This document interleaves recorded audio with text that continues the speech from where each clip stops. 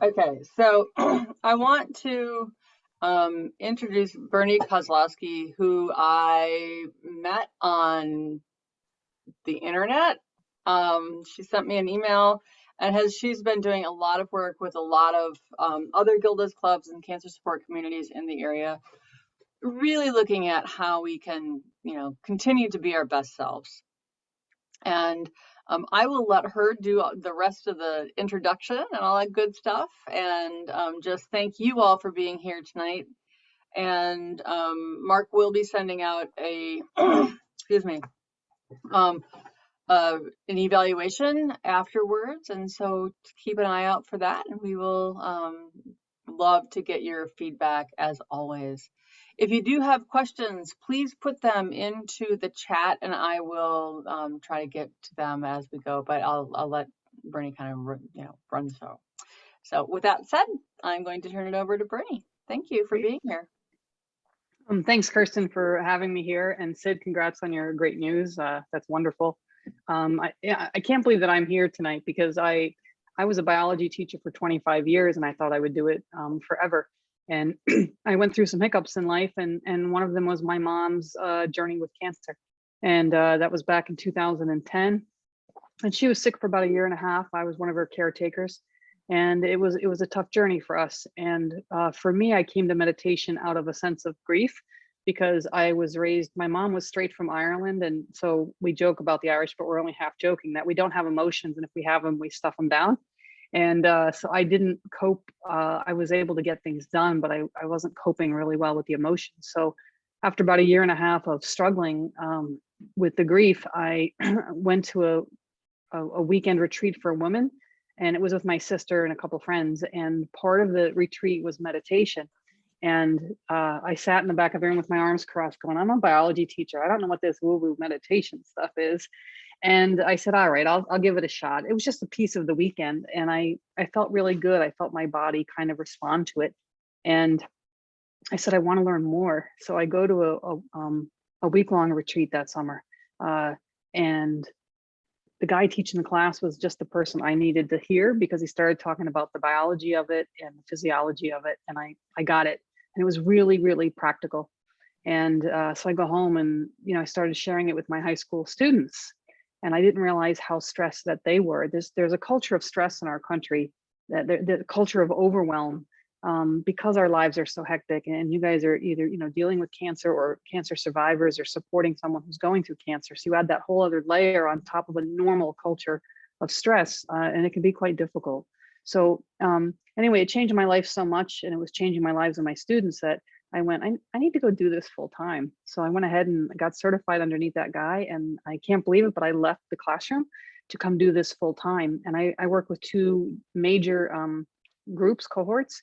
And one of them is cancer patients giving back, for my mom's journey. I wish that she and us had a Gilda's Club or something similar, available to us. I think it would have been a fabulous support for all of us. So just want to give back. And I do this all around the country now. Thank God for Zoom and remote and Facebook Live and all that stuff. And I also work with schools, and I go into schools, in-house meditation coach. I do stuff remotely with teachers and kids, everything from kindergarten to high schools. And I'm really passionate about it because I think we have more ways to calm our nervous system than we realize. And I like to give people really practical ways to do that. For me personally, besides the grief, I was living on stress all the time and overwhelm, and it just became my constant and my norm. And after doing that for 25 years, my body started to give out, and I started having one health issue after another. And I was a summer camp director. So I would teach all year, I would coach basketball or softball, and then I would work a summer camp, one of those cabins in the woods kind of place. And the day camp started, I ended up pretty sick and in the hospital. And for 5 days, I was battling pneumonia in the hospital. And I almost died. I felt my spirit leaving my body, and I hung on. I said, I'm not ready to go. And I remember laying in the bed saying, oh my God, I get to rest. I get to rest. And now as I work with people with meditation all the time, a lot of times they say the only time they rest is when they're on vacation or they're sick. And sometimes vacation's not always restful.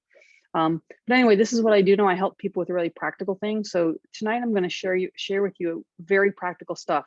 If I were working with you one-on-one, it might be a 6-month program, But tonight, I'm going to try to give you some really, really good stuff that's practical if I never see you again. So be open-minded if you can, and take what works for you and throw out what doesn't work. I'm not a guru or a genius. This idea of instinctive meditation means it's natural and that you're wired to do it. So when we learn how to tap into something that's innate to us, it's easy. And so hopefully some of these techniques will help. So we're going to do the first part of the class, a couple really short skills and some teaching around this approach. And then at the end of class, we'll do a fairly long guided meditation. So it's different than a typical meditation class. I could guide you for 50 minutes right now, but I think I'd rather go ahead and give you some skills and some small practices that you can do in quick spurts and tell you how you might incorporate it in your day, and then give you a nice longer guided meditation that I'll send the recording over with Kirsten to share with you guys. So feel free as we go to throw questions up in the chat room, and at the end we'll leave time for live questions as well if you guys have that. So the very first thing we're going to do is do a skill based on your eyes. And in meditation, the first thing everybody says is close your eyes, right? And closing your eyes is fine, and most people do it, but a skill here is listening to when your eyes want to close, because sometimes people like to have their eyes open. I was working with a client once, and she says, Bernie, I've always struggled with meditation. It seems so hard to me. And just my instinct went, hey, do you meditate with your eyes open or closed? Oh, always closed. I said, how about you try opening them? And she left them open and her whole body relaxed. Now for her, it's because she went through trauma earlier in life and she didn't feel safe closing her eyes. For me, I like to meditate on nature. So I have a beautiful view outside this window here, nice tree and lots of green grass. And I like to have my eyes open, and then they'll eventually close.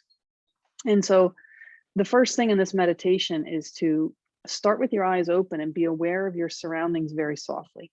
Biologically, we, as humans, we spent most of our existence in small groups or tribes or villages of maybe a couple dozen up to 100 or 200 people. And we were just in communion with nature. And if we walked around back then with our heads down on our phones or computers or not paying attention, we'd either miss dinner going by or miss an invader coming, and we wouldn't live very long. And so our bodies biologically feel better when we're aware of our surroundings. All right, so that's the first thing we're going to do, is something with the eyes, and we'll do it for about a minute or so and then come back. So let your eyes start being open, and open up your peripheral vision with kind of a softness and not a hard focus on anything. Just rest your eyes somewhere and feel light coming in from the left and from the right, above and below you, from all directions. Now your eyes can move to new spots, but just have a softness or welcoming of light from all directions.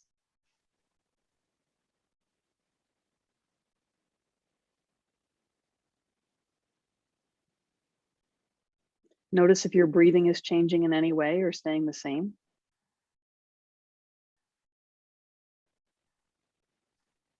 So rest with this for another minute as I explain a little bit of the biology behind this. When we're stressed or worried or in danger, our brains send a signal to our eyes to go into a hard focus. We have to zone in on something really important right now and take care of it.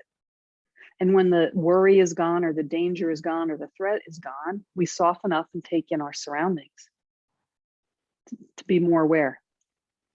And so what you just did is told your eyes to do something, and now your eyes sent a message to your brain to say, hey, everything's okay if my eyes are kind of relaxed and soft here. And then your brain sends a message to your heart to slow down and your breathing to slow down. So you might not notice any difference, or if things were kind of elevated, maybe you feel a difference. So let's rest there a little bit longer with the softness in your eyes.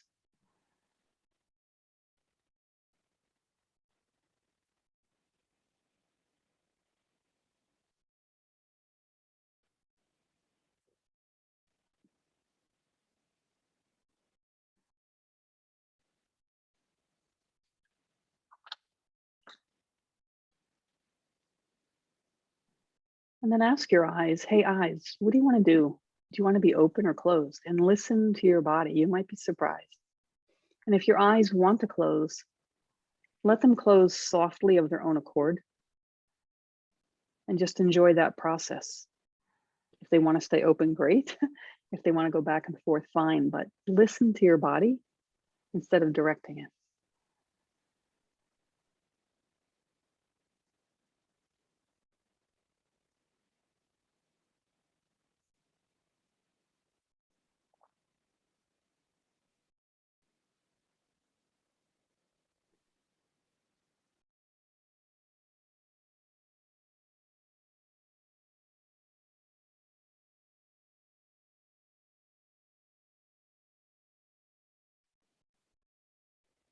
So what was that like? If you want to throw something up in the chat room, go ahead. Now, don't forget I taught biology and chemistry, so I'm used to asking questions and they're being dead silent, so feel no pressure. But if there's anything you want to share, throw something up in the chat room.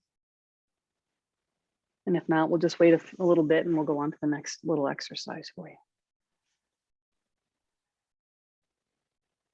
I'm going to give you a bunch of things tonight. So if one thing doesn't resonate, don't worry. Not everything I do. Sometimes people say, Bernie, I hate that exercise. I don't get it. And other people go, oh my gosh, my breathing slowed down automatically. Okay. So the next exercise is going to be a short meditation, maybe about 5 minutes of a memory meditation. And this style of meditation is no different than when you're sitting on the beach or on vacation somewhere that you love, or walking in the mountains, or sitting by a lake, holding a baby, a grandchild. It's as natural as that. So we're going to spend some time in your favorite natural meditative moments when you felt you were really present. So think of 1, 2, or 3 of your favorite memories of your lifetime when you felt truly alive, truly present, and go, ah, that was wonderful.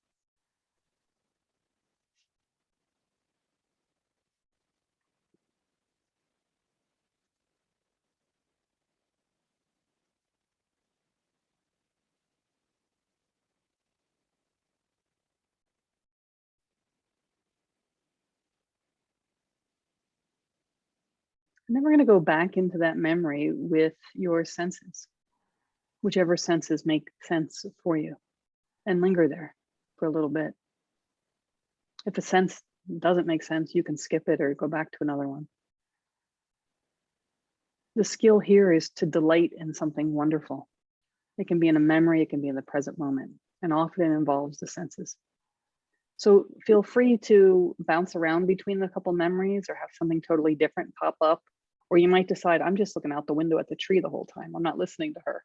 All right, it's always up to you. You're in charge here. So with your eyes open or closed, it's up to you. Place yourself back in one of your favorite memories of all time and take it all in.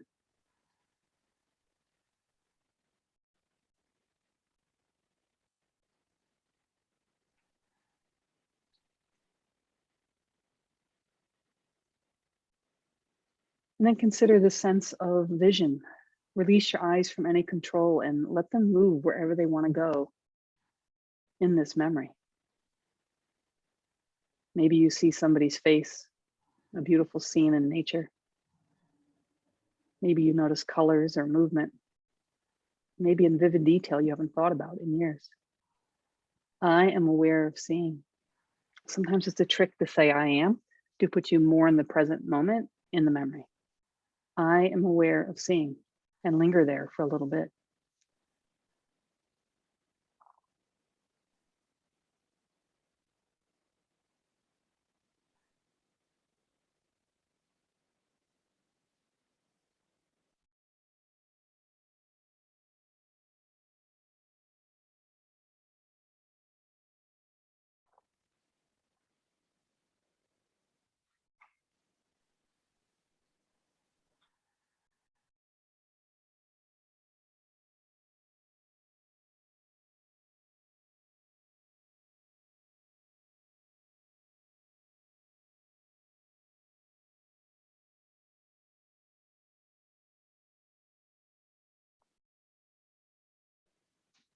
And then open up the sense of hearing.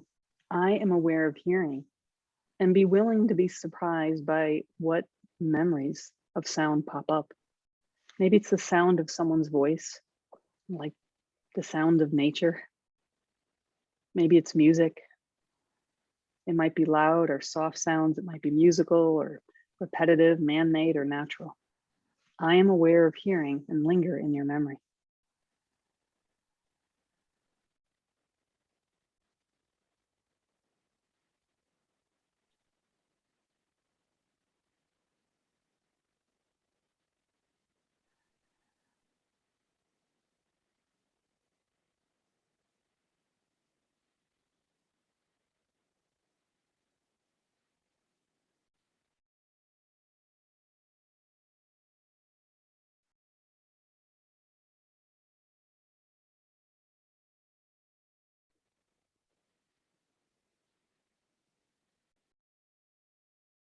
And then consider this sense of touch. I am aware of touching or being touched by. Maybe it's holding somebody's hand, or maybe it's the feeling of a breeze on your skin, the touch of sand beneath your feet, or the cool water of a lake in the summertime. Maybe being under your favorite blanket. I'm aware of touching or being touched by, and linger there for a little while.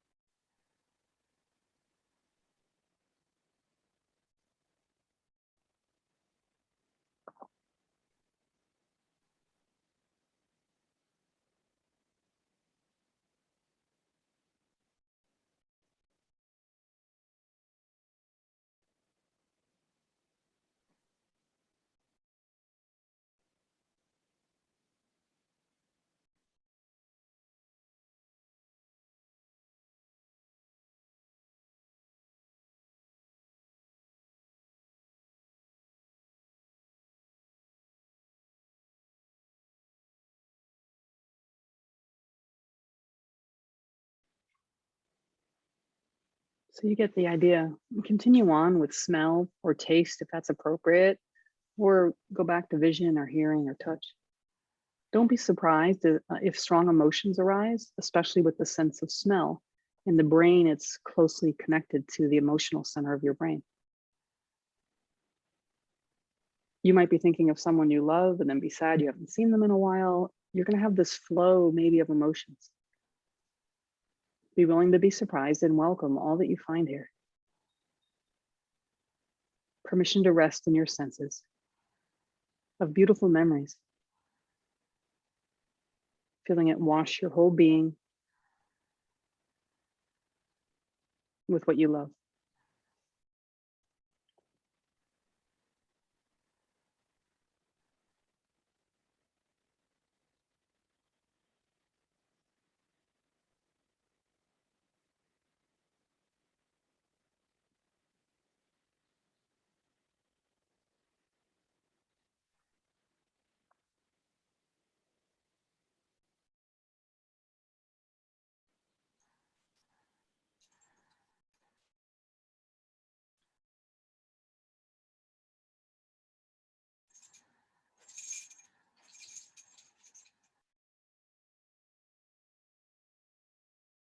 And then very gently, if you'd like, start to bring yourself back. If you want to stay there for the next half hour and just tune me out and hit mute, that's fine. But if you're ready, bring yourself back. Maybe with a little movement with your hands or your feet, or a stretch or a yawn or a sigh, whatever feels right.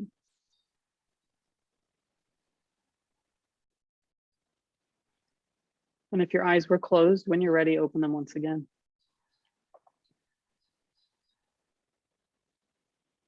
So the skill here is understanding that meditation is natural, biological, and instinctive. And you've had so many natural meditative moments in your life and wonderful, beautiful memories. So one way to meditate is to say, what's my favorite memory of anything? Or you could start doing categories. What's my favorite memory of childhood? Or what's my favorite memory of laughing or being outdoors? Or what's my favorite holiday? It's, depending on how old you are, you've got many years of memories to kind of linger with. A lot of people's natural meditative moments are through their senses. So you can also take this and go for a walk tomorrow and say, I am aware of seeing, and see what pops. Or I'm aware of the sound of. maybe listen to the spring birds or rainfall, whatever it might be.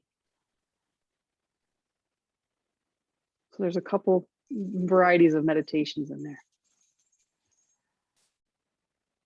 Now, when I asked this question, you know, in a live group, and where do people go? It's often outdoors. Not always, but often outdoors. And in this country, we spend 93% of our time indoors. You know, it's work or home, and we don't go outside enough. So outside's a great way to calm the nervous system a little bit.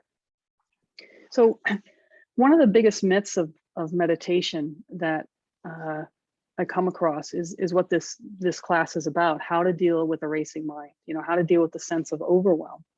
Because most people tell me when they meditate that they struggle with thoughts. So there's a myth here that we're going to talk about. And the idea is that when we rest, we're not supposed to think. Well, when you were just in your beautiful moment, right, where you were, you don't sit there going, I'm not going to think about anything. You go, isn't this lovely and delightful? I'm here right now. Ugh. Like for me, I love the beach. I like the mountains. And if I'm away on a little vacation, I go, I'm 3 hours away. My cell phone doesn't work here. I don't have to fix or change or solve anything right now if thoughts arise.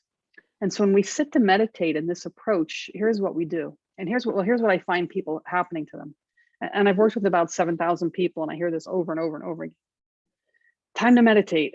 This is hard. Why is it hard? Well, because I have thoughts. Go away. I don't want you here. Go away. Go away.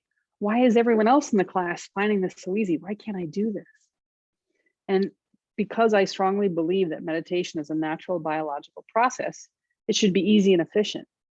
So if this makes it hard and a struggle to try to empty our mind, instead we say, come in. I just don't have to do anything about you. I don't have to solve or fix or change anyone or anything right now. It's like I'm in a vacation or in a beautiful spot or a beautiful moment, and there's no danger, there's no threat. And so we welcome thoughts in this style of meditation instead of trying to block them or put them into a box, right? Or put them into a cloud or put them aside, because they're part of us. So where does this myth come that you're not supposed to think? If I'm in a kindergarten class doing meditation, they'll say, oh yeah, meditation. And they'll sit in a certain posture and say certain words. And they'll say, oh yeah, no thinking. It's pervasive. So where does this come from? It comes from a monastic tradition of meditation, which is wonderful. If you've ever been around monks, their energy is absolutely beautiful and gorgeous. But I don't think any of you are monks or nuns.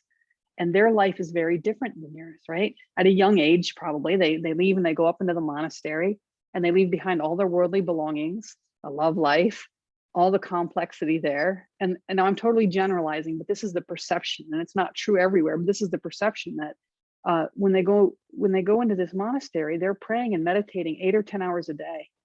And so this backlog of thoughts and emotions, and their lives are not as complex. It feels like their mind is quieter. But they've had a lot more time to meditate and let things move. So I'm going to share a little analogy with you. I call this my dam analogy. So if you have a wall, over the course of your day, your week, your lifetime, like stuff piles up behind this wall or dam. And when you relax or rest or go into meditation or do something beautiful, the wall drops and this stuff comes up to be thought about or felt or experienced when you're in a relaxed and safe state. It's the way we process and review and rehearse and choreograph. And most people say in meditation, when the wall drops and this stuff comes up, they go, oh, I'm failing. And they keep the wall up. And this pile gets bigger and bigger and louder and louder. And people tell me, oh, Bernie, I was up all night. I'm up all night. My mind is racing. My mind is racing. So there's a lot of reasons why you won't sleep at night. I'm not saying this is the only reason, but I was at a networking event one day and somebody said to me, what do you do? I'm a meditation coach. She goes, I have a racing mind. Can you help me? And we had 1 minute conversation and I said, what's going on? She goes, I have a racing mind. Well, I said, what if you welcome them instead of trying to fight them? She went, oh, I never thought of that. And she called me the next morning and said, Bernie, I've slept well for the first time in a long time. And I saw her a month later and she said for 30 days, she slept well because she stopped fighting the thoughts. And she just said, come in, I don't have to do anything about you right now. I don't have to do anything about you, which is very different than saying, go away, I don't want you here, or trying to solve or fix. So Kirsten and I have met remotely. And so let's say Kirsten and I are friends, right? And we haven't seen each other in a long time. So meditation is like hanging with your best friend. Kirsten, how are you? I haven't seen you in a long time. Bernie, wait till you hear blah, blah, blah, blah, blah, blah, blah, blah, blah. And she tells me her thoughts and emotions. And I say, Kirsten, shut up. I don't want to hear from you. She's going to say, what? I thought we were friends. Or Kirsten's going to go, blah, blah, blah. Here are my problems. And I say, I'm sad about this, or I'm angry. I'll be like, Kirsten, why do you have those emotions? You should be happy. It was sunny yesterday. And I'm not acknowledging her or letting her express her emotions. I'm telling her to stuff them down. Or Kirsten goes, I have a problem. And I go, here's how you should fix it. Those friends. And that's what we do when we meditate. We have thoughts come in and we say, shut up. And we have emotions come up and we go, not now. And meanwhile, we just want to be friends with ourselves. And as we're able, we let this stuff come up and over. If we don't, for me, it gets stuck in my neck, my shoulders, my gut. And so as we're able, now when I say as we're able, like I might be coming on the call, a few weeks ago was my mom's anniversary and I'm in an 8th grade religion class teaching meditation at a private school here in Alexandria, Virginia.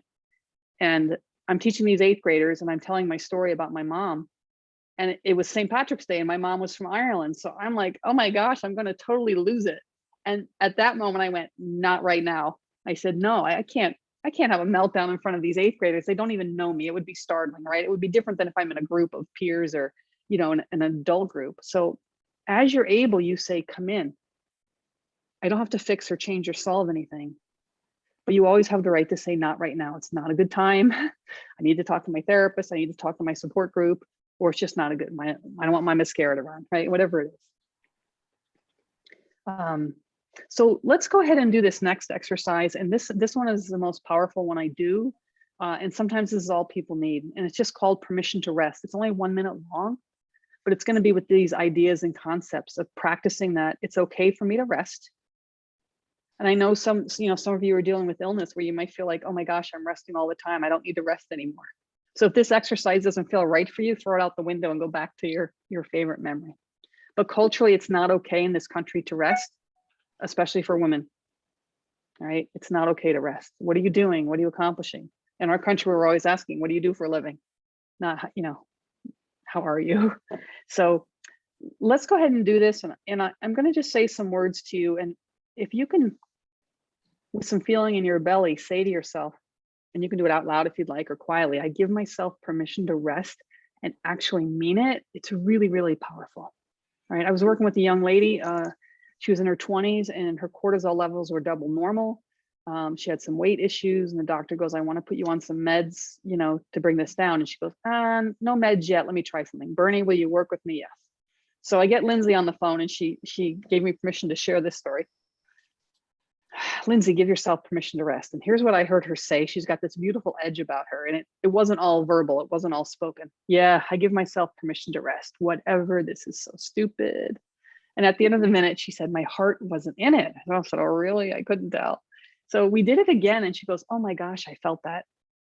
And then 2 months later, she goes back to the doctor and her cortisol levels were normal. And the only thing she added was meditation. So I have no guarantees of any health benefits. I can't do that. But people tell me stress reduces, pain reduces, etc. when they don't try to fix it.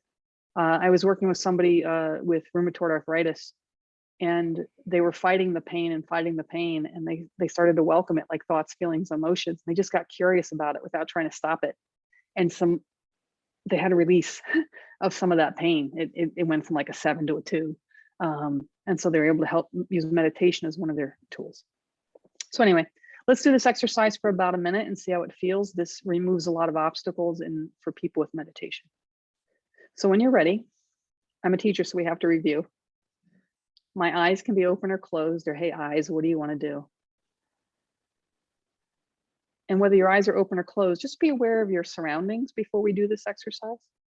It could be with your eyes, it could be with your hearing, a sense of your body in the seat. Just have a sense of what's around you before we go inside.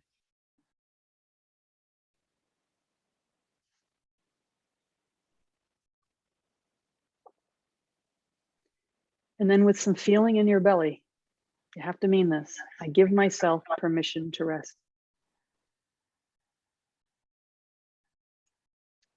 I welcome thoughts, feelings, emotions. sensations in my body. I just don't have to fix or change or solve anyone or anything right now. I give myself permission to rest. And I'll let you know when that minute is up.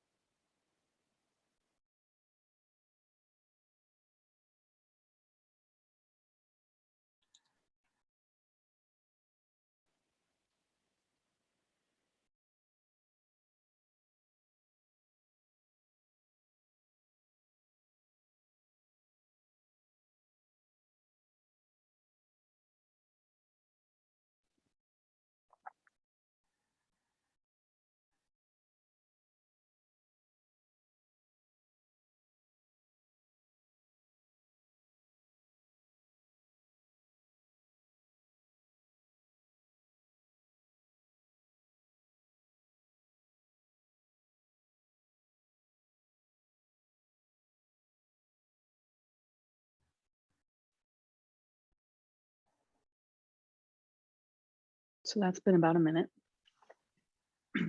So just stay kind of in a relaxed state if you're there. The way you can practice that exercise, it's great in times of transition. It could be in between phone calls. It could be, in the waiting room before you go into an appointment.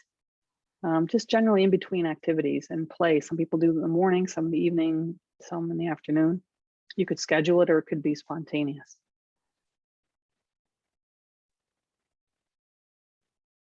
I give myself permission to rest. So we're going to morph right now into our next thing. So soft eyes, being aware of your surroundings is the first skill to reduce overwhelm. Your body will feel safer, your nervous system will calm down. The second thing is giving yourself permission to rest and knowing that thoughts are normal and emotions are normal. As you're able, say, come in and get curious. And the third thing we're going to do is a longer meditation on the body, dropping it not totally out of our heads because you're going to still have thoughts and emotions, but we're going to drop physically into our body with a body scan right now. As always, you're in charge. So if a body scan doesn't work for you, go to a memory or out the window or something else. It's important you're in charge.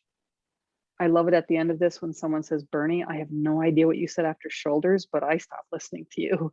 And I felt great. So listening to me is not important.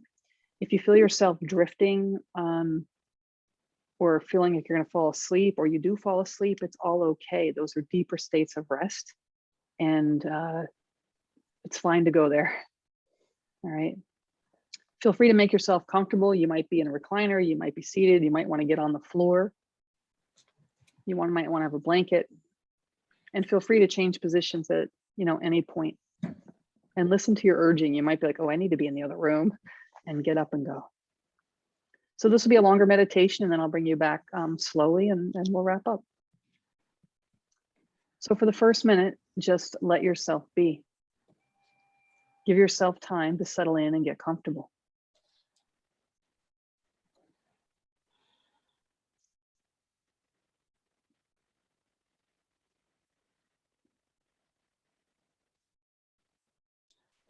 Welcome the flow of thoughts. Thoughts might appear as an ever-changing series of mental movies, images, memories of conversations, or rehearsals for conversations you want to have. Thoughts may feel noisy as the body and mind begin to let go of the stress of your day. The more you welcome all that you find there, the easier it is to move beyond.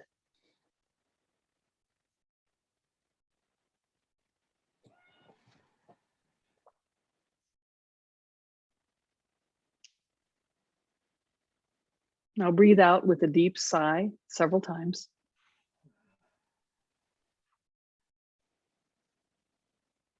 A longer exhale than an inhale will trigger the relaxation response.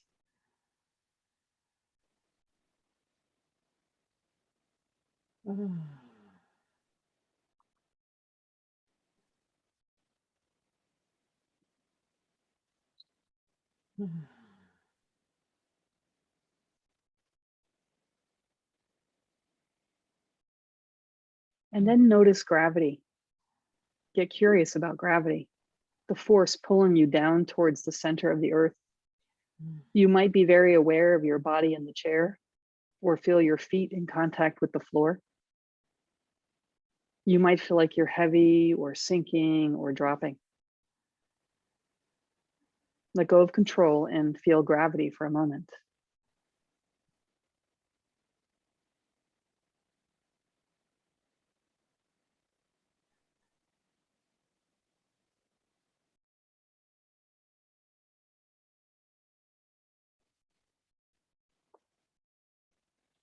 And then begin to notice what it's like to be inside your own body, inside your own skin right now, in this miraculous human body.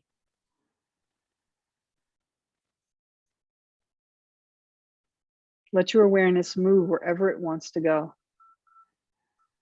Pay attention with curiosity and with love to whatever you find there.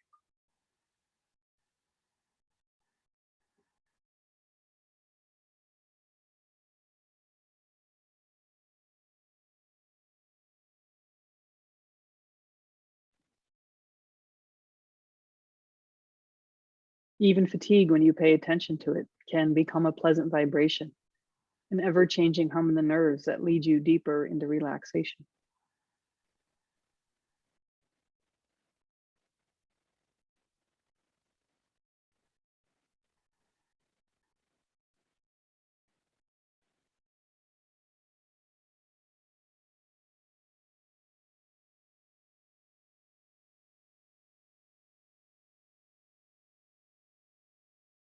And then begin scanning your body from head to toe. With your awareness, feel around the crown of your head, your scalp, the back of your skull. Your head might feel really heavy or really light, or like it wants to fall one way or the other. Let it do whatever it wants to do.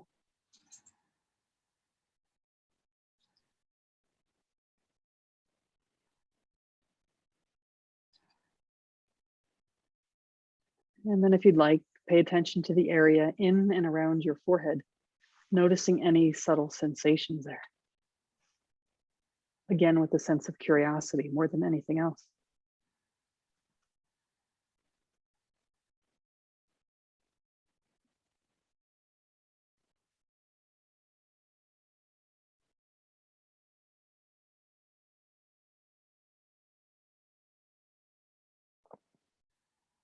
And then sense around your eyes and behind your eyelids, noticing that just by paying attention, muscular tension will tend to soften and release.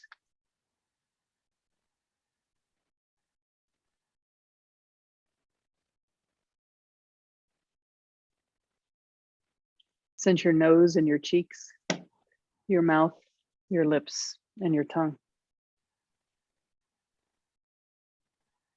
If your jaw seems tight, slightly part your teeth.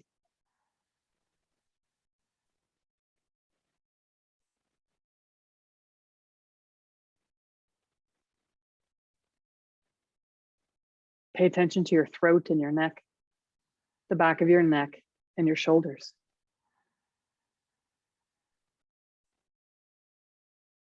Get curious about your upper arms, your lower arms, and your hands, especially noticing subtle sensations like buzzing or humming or tingling.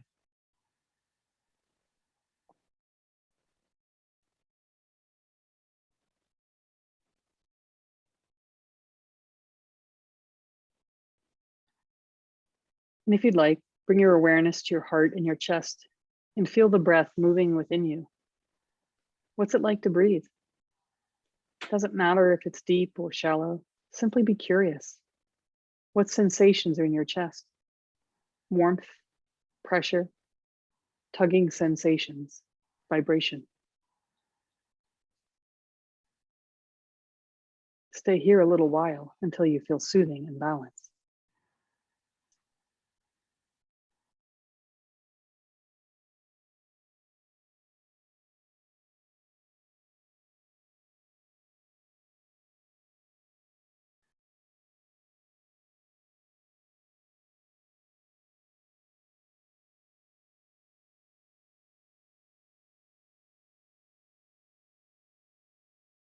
And if you're ready, bring your awareness to your belly and to your lower back. Maybe noticing tiny movements as you breathe. Maybe areas that are a little tender or even painful, or areas that are deeply relaxed. And simply welcome what you find there without trying to fix anything.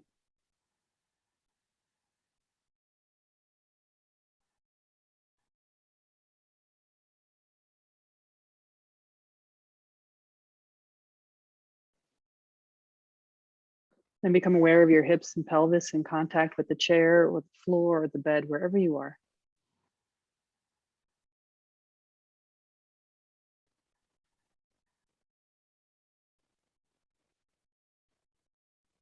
Get curious about sensations in your upper legs, your lower legs,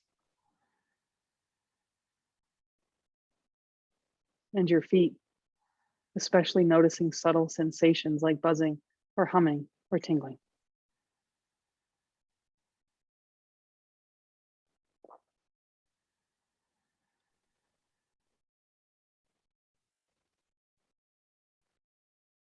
And then either feel or imagine energy running from your hips, down your legs, out your feet, into the floor, into the ground, rooting you and grounding you.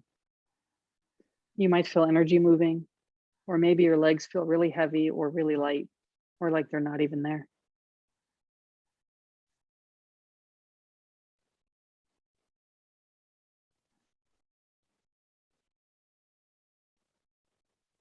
And now for a few breaths, return anywhere in your body you'd like to go. Maybe you're called to an area that's deeply relaxed and you just linger there. Or maybe you're called to an area that's tender or painful and you just pay attention like being with a good friend without trying to fix or change anything. No matter where you go, pay attention with curiosity and with love. All these sensations are how life is touching you now.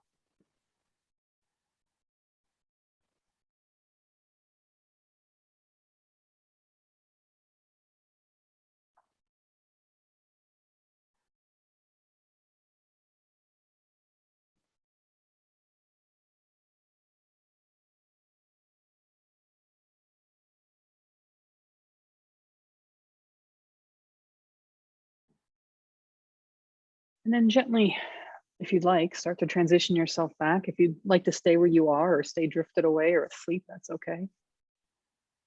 If you're ready, come on back very slowly. Maybe a little movement with your hands or your feet. Maybe a stretch, a yawn, a sigh, a gentle twist, whatever feels right for you.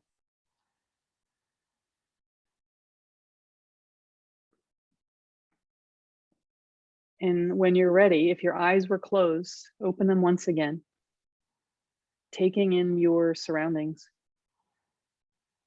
noticing any shifts in you or perception over the last 15 or so minutes.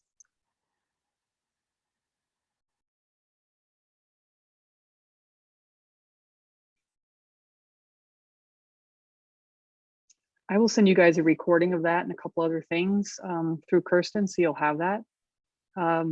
The language that we use in this style of meditation, instinctive meditation, is very, very intentional.